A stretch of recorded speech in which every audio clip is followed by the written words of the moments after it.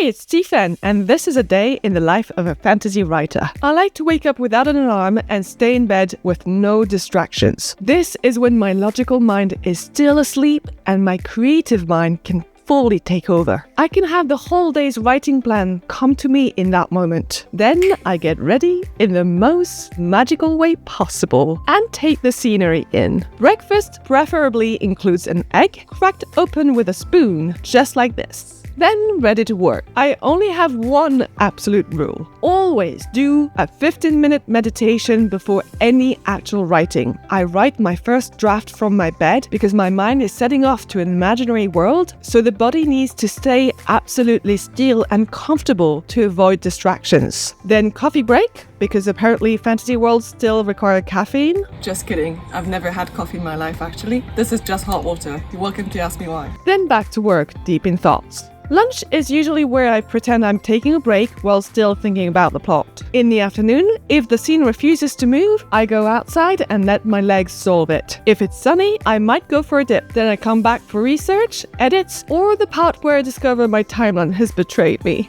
By evening, the desk is usually a mess, but the world is a little bit more alive than it was this morning. Follow along if you want more quiet, messy, real moments from the life of a fantasy writer.